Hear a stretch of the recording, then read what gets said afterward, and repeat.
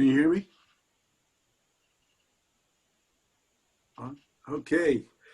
Hey, thank you, Brother Felix. I think that's a great segue into my section, which is really the second shortest words that Jesus said, which was basically, "It is finished." Yours was, I thirst. And so, but I want to call us first to Philippians 2. And we've been camping on this even with Pastor Pancho and myself. Well, by the way, those of you that don't know me, my name is Joe Sicad. I'm a member at GCLF, and I'm a disciple of Christ. So Philippians 2:6, and I'll read it. Who being in, this is talking about Christ, who being in very nature God, did not consider equality with God something to be used to his own advantage. Rather, he made himself nothing by taking the very nature of a servant, being made in human likeness, and being found in appearance as a man, he humbled himself by becoming obedient to death, even death on a cross. And I also want to take you back to Isaiah 52. I know we read Isaiah 53. But I want to read this to you. Brother Felix mentioned just how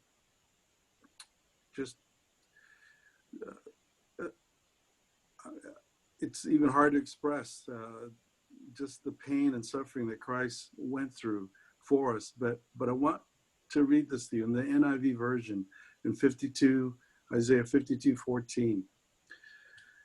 Just as there were many who were appalled at him, his appearance was so disfigured beyond that of any human being, and his form marred beyond human likeness. And so that pain, that scourging, that suffering that Christ went through for us was something that we can't even imagine. I mean, think of that his entire human likeness was something that you couldn't even imagine, right? He was beaten, scourged, scarred, whipped, and today I want us to think about that. These words when Jesus said, "It is finished." Brother Felix mentioned that that this was ultimately the fulfillment of prophecy, which is true.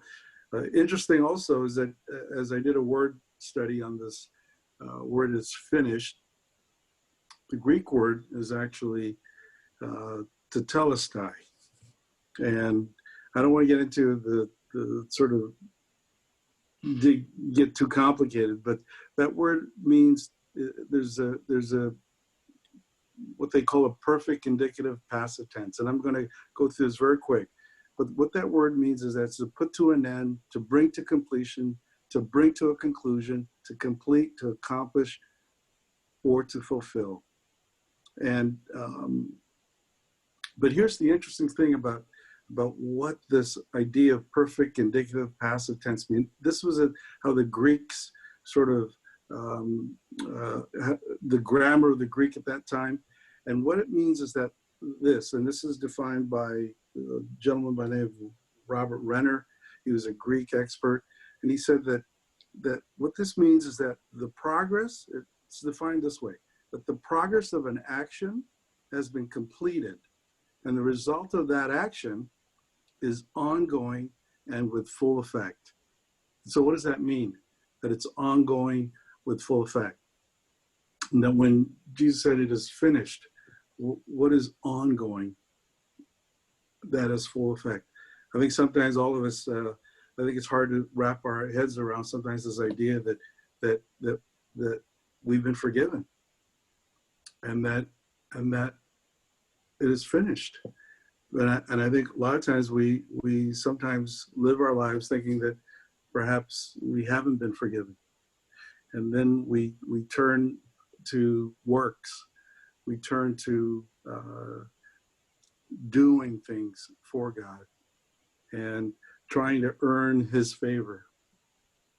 And I think if we were to be honest, many of us are living that kind of life. And so I want us to contemplate on this word that it is finished, that it is truly finished. And what is finished? Well, that word tetelestai, it is finished, when it was used in those Greek times, when a servant like Christ used it, it meant that from a master, it meant that master, I have completed the assignment. That Jesus completed the assignment that God had given him.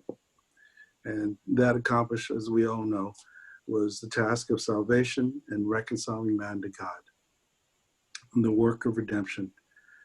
Interestingly also, that word tetelestai in Greek commerce means when the merchants would stamp a receipt, that would stamp this receipt with tetelestai, and that would mean that it was paid in full.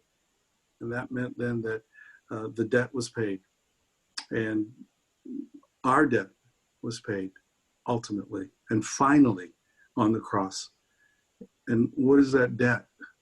And I think all of us, I think everyone's spoken about the wrath of God, and that we deserve punishment. We deserve eternal separation. We deserve eternity without him. And yet God, in his mercy, sent Jesus to die on the cross to pay it in full for us. And then also that word tetelestai, when Jesus said it was finished, it's the equivalent of the Hebrew word spoken when a high priest was presenting Brother Felix mentioned it, was presenting a unblemished, spotless lamb to be sacrificed. And so Jesus paid the ultimate sacrifice as that lamb, shed his blood.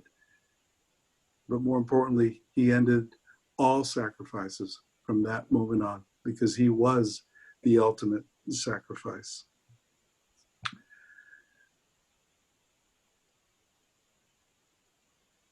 And so I want to ask us, how are we living?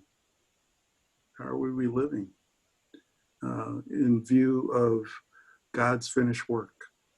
Are we living victoriously? Are we living in fear? Are we worrying? Are we doubting oftentimes? Where are we placing our trust? And I want to challenge all of you to trust the finished work of Christ. And that's my devotion. Amen, brother. We thank you. If for some of you who don't know, Joe is in California, and it's probably like 2 a.m. his time. So I want to 2:30. I want to, before Pastor Andy comes, there's this special music, and just meditate on the song and sing along. If you have the lyrics, it's a familiar song, and so just feel free to sing along.